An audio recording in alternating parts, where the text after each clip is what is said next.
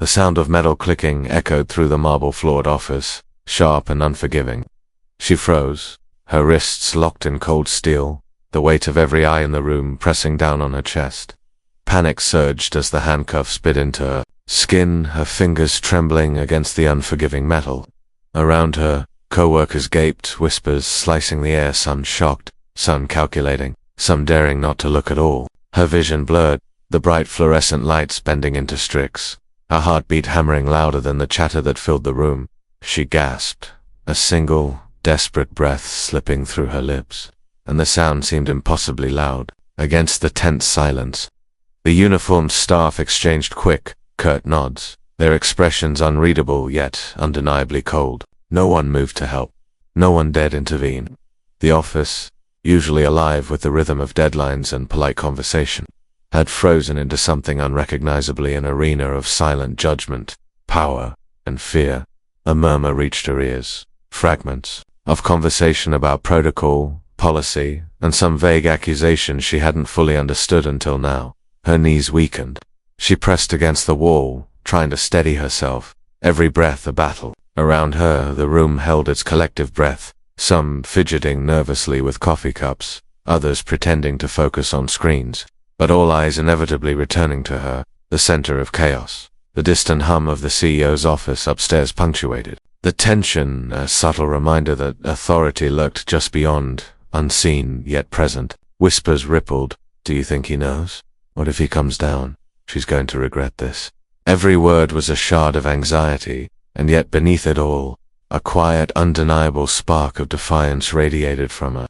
She wasn't just a victim of circumstance, she was someone who carried her dignity like armor, even when the world tried to strip it away. And then, just as the weight of the room seemed unbearable, the elevator chimed.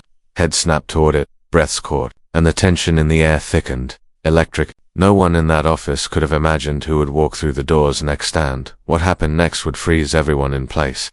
Even as the cuffs bit into her wrists, she stood with a quiet strength that refused to crumble. Her eyes, sharp and alert, scanned the room not in fear, but in measured assessment. This was a woman who had learnt early that dignity was forged in the fire of adversity. That courage was not the absence of fear, but the choice to move forward despite it. Her jaw was set, her breathing steady, and every subtle gesture radiated intelligence and self-possession. She was more than a target of cruelty. She was the center of a storm that she refused to let define her. The staff who had trapped her in steel and humiliation were a study in contrasts. Their faces were etched with arrogance, eyes darting between each other to measure blame, to measure risk. One fidgeted with his tie, as though it could shield him from scrutiny. Another leaned back slightly, lips pursed, arms crossed, an image of indifference that barely concealed the twitch of panic beneath. Each carried the weight of their loyalty to hierarchy like armor, but beneath that facade lurked fear. Fear of exposure, fear of judgment, fear of losing control. They were villains, not born, but shaped by the system they worshipped, blind to the humanity beneath their authority. Round them, the office seemed suspended in a tense equilibrium. Colleagues shifted uneasily, some openly sympathetic, others cautious, calculating which side might protect them. The stakes were clear. This was no longer a simple confrontation of a policy or procedure. Careers, reputations, and a sense of justice hung in delicate balance. Every whispered word a potential spark for chaos, and in the midst of it all, she remained calm, a quiet defiance that unsettled even the most confident among the staff. They had thought power alone could subdue her, but she radiated a different kind of strength, moral clarity, unshakable principle, and the refusal to be diminished. Pain lanced through her wrists as the handcuffs tightened with every slight movement. Her fingers spasmed, trying to find leverage, trying to reclaim control in a situation that had spun violently out of her hands. Sweat prickled her brow, her breath shallow, and for a moment, the world tilted, sounds muffled, vision narrowing, to a pinprick of light. She faltered, knees threatening to buckle, and then everything went black for a heartbeat. When consciousness returned, she was gasping, but still upright, still unwilling to surrender. Around her, the office was fracturing under the weight of uncertainty. Some colleagues froze, hearts pounding, paralyzed by fear or by the invisible rules they'd long learned to obey. Others watched with sharp curiosity, faces flickering between concern and judgment. Secretly hoping the ordeal would end in the villain's favor, a few exchanged furtive glances, silently weighing whether to speak up or remain safe behind the veneer of compliance. Every second stretched, every whisper and sideways glance carrying the unspoken weight of complicity or courage. The tension was almost tangible, as though the air itself had thickened. Smartphones glimmered briefly on desks, half-hearted attempts to capture what was unfolding. Not yet shared, but imagined as viral fodder, imagined as hashtags, imagined as the kind of social justice outrage that could ripple far beyond the office walls. In their minds, each observer played a role: judge, jury, ally, or enabler. Even the silent ones were participants in the drama. Their inaction, as loud as any shout. Her struggle against the handcuffs became a symbol, unspoken yet unmistakable, a fight against arbitrary power, a fight for dignity, for truth, for recognition. Every desperate tug, every labored breath, echoed a story far bigger than her immediate peril. It was a microcosm of a world grappling with injustice, inequality, and the courage it took to resist. And then, just as the room reached maximum tension, the elevator doors opened, and all eyes turned. The elevator door slid open with a measured hum, and for a moment, time itself seemed to hesitate. Every head in the office snapped toward the gleaming metal rectangle. At first there was nothing but the ordinary shimmer of polished shoes and the faint reflection of lights on glass walls. Then he stepped out. He moved with a quiet command, each footfall deliberate, echoing against the floor like a drumbeat of authority. Calm, collected, unshakable, he surveyed the room with eyes that missed nothing. The staff who had moments ago wielded power suddenly felt it recoil, as if the very air had shifted. Their confident facades crumbled, jaws slackened, breaths caught, and the arrogance that had carried them through years of hierarchy dissolved in a single instant. Her father's presence was magnetic, a force that drew every gaze, every involuntary gesture of respect or fear. The hero, still handcuffed but upright, felt a rush of relief, her pulse synchronizing with the unspoken promise of protection and justice that radiated from him. The office, once a battlefield of whispers and tension, now resembled a theater, frozen in slow motion. Coffee cups hovered mid-air, eyes widened, and the faint murmur of stunned voices faltered into silence. The villains stiffened, their confidence evaporating into panic. One of them fumbled with his pen, another straightened his tie with a trembling hand, a vain attempt to reclaim composure. Every glance between them was a silent calculation. How much could they escape scrutiny? How much blame could be deflected? And would they survive the reckoning that had just entered the room? His gaze settled briefly on his daughter, calm but piercing, a quiet acknowledgement of her endurance, her courage. There was no need for theatrics. The weight of his authority was sufficient. Every subtle movement, from the slight tilt of his head to the deliberate pacing toward the center of the office, sent ripples through the frozen crowd. Whispers tried to resume, but they faltered under the gravity of his presence. The tension, once chaotic, now crystallized into something tangible, almost sacred. The collision of injustice and reckoning. Every second stretched longer, every heartbeat louder, as the room collectively held its breath. No one dared to speak, until he broke the silence, and his words cut through the tension like fire. He stopped a few feet from the handcuffed woman, his presence a calm hurricane that demanded attention. The room was silent, every whisper extinguished by the gravity of his gaze. Then he turned to the villains, those who had wielded authority with cruelty, and spoke not angrily, not theatrically, but with a precision that cut through pretense like a scalpel. "Explain this," he said, his voice steady, carrying a weight that made excuses tremble before it could even form. The villains exchanged glances, eyes wide, hands fidgeting nervously. One clenched a pen so tightly that knuckles turned white. Another wiped a bead of sweat from his brow, lips pressed into a thin line. They stammered, trying to summon policies, procedures, reasons, anything to justify their actions. But the words, it came out fractured, hollow. The moral armor they had relied on for years was cracking, revealing fear, guilt, and the uncomfortable truth that they had crossed a line no hierarchy could excuse. Her father's gaze never wavered, but she could feel its heat, the unspoken confidence that emboldened her. Slowly, she lifted her chin, straightened her shoulders, and found her voice. It was firm, calm, but carried every ounce of indignation. and principles she had fought to preserve. "I did nothing wrong," she said, each syllable deliberate, echoing through the room. "I followed protocol, I upheld integrity, and I refused to participate in actions that harm others. You handcuffed me not because of my mistakes, but because of your fear of accountability, fear of truth." The room shifted. Colleagues leaned forward, faces taut with anticipation. Some nodded ever so slightly, others stared with disbelief, as if seeing the hero for the first time not as a subordinate, but as a force of reason, courage, and dignity. Every breath she drew, every word she spoke, was a quiet defiance, a reclamation of power that had been stolen from her moments before. The villain's composure continued to crumble.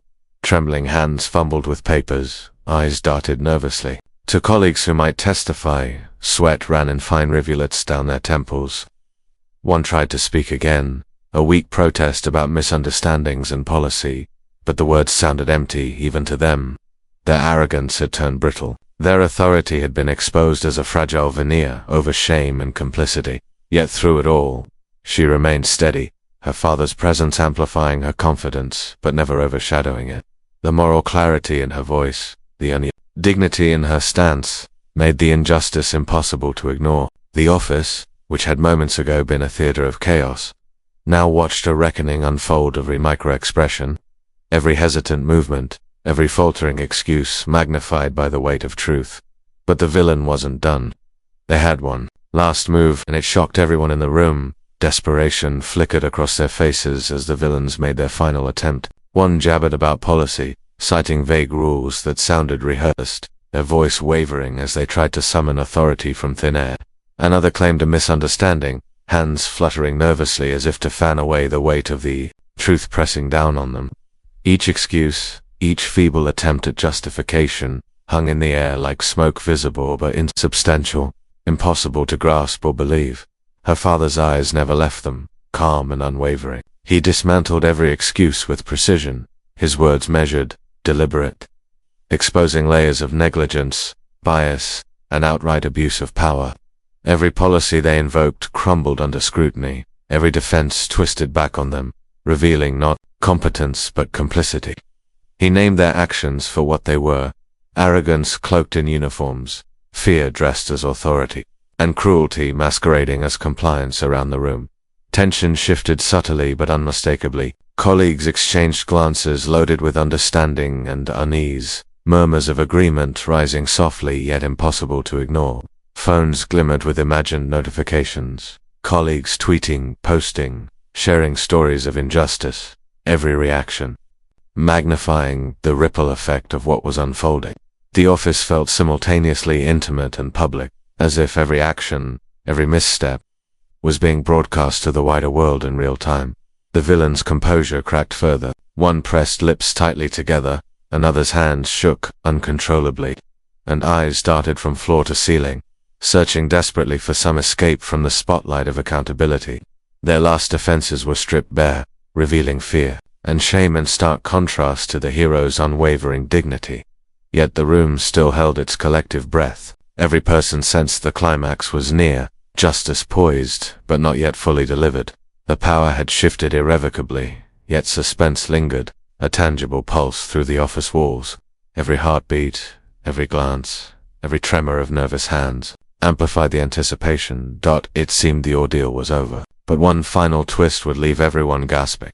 The cuffs clicked open, the cold metal finally falling away from her wrists. She rubbed her hands, feeling freedom pulse back into her body with a rush of heat and relief.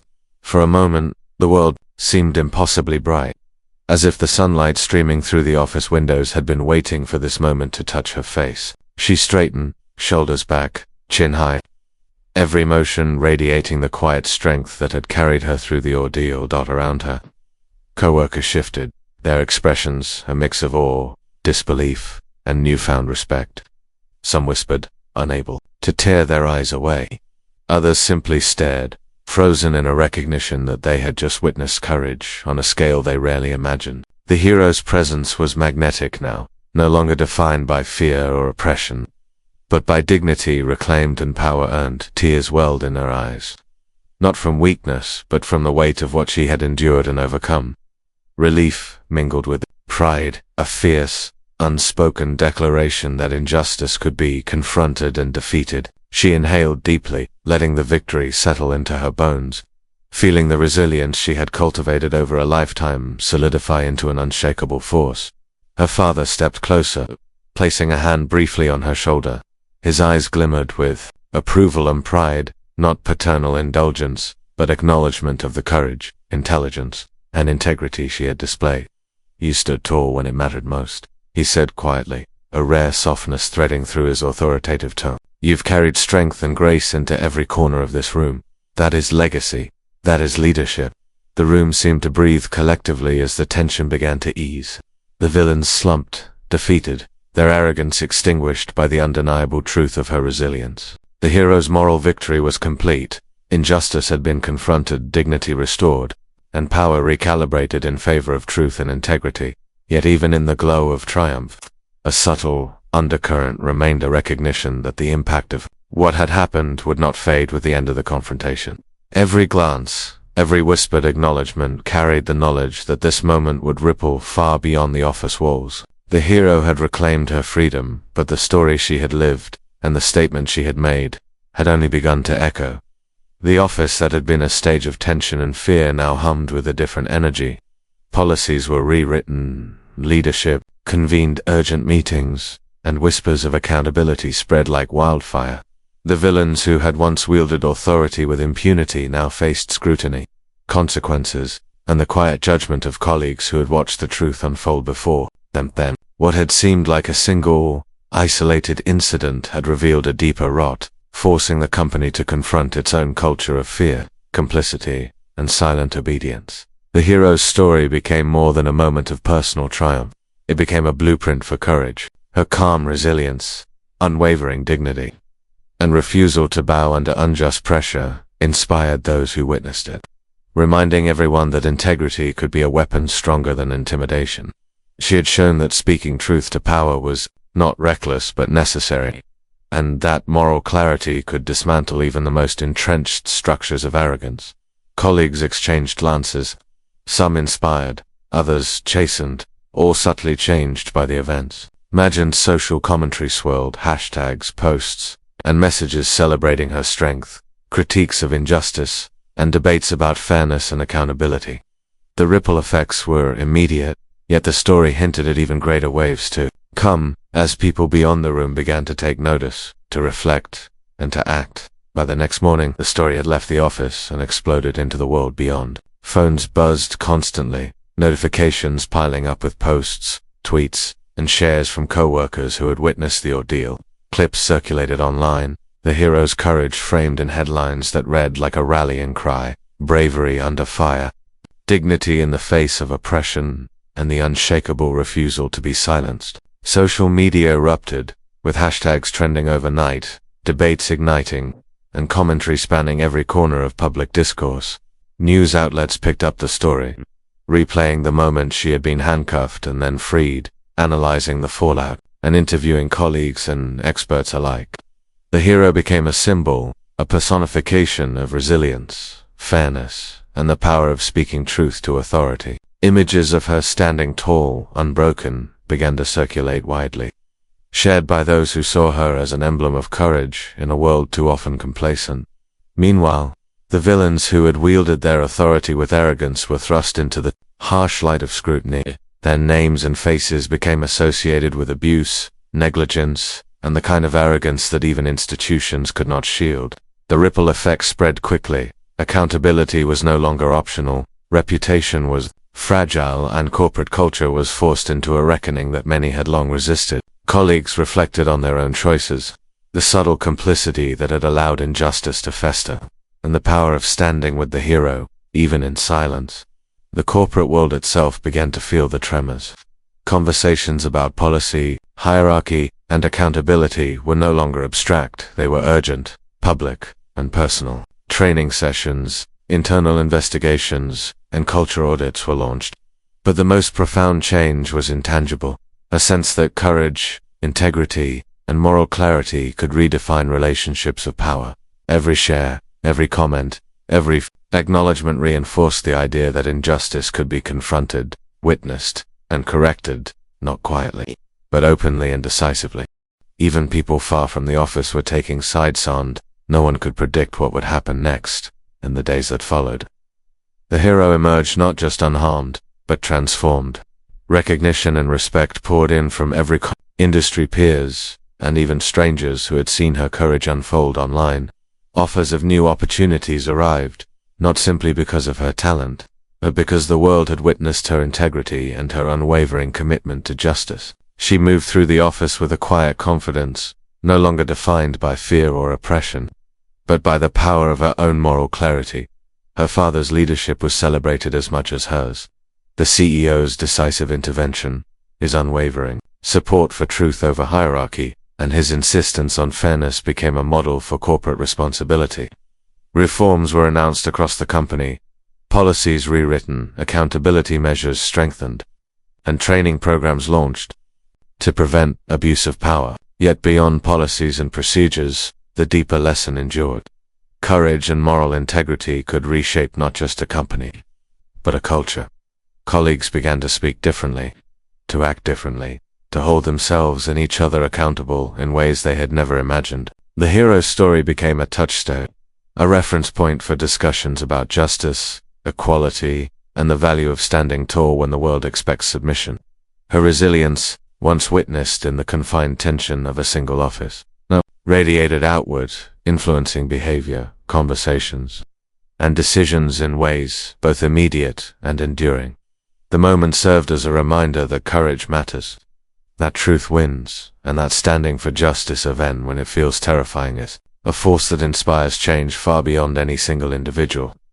The hero had not only reclaimed her own dignity, she had become a catalyst for transformation, a beacon for anyone who had ever been silenced, underestimated, or dismissed. What would you do if you were in her shoes? Could you stay calm in the storm?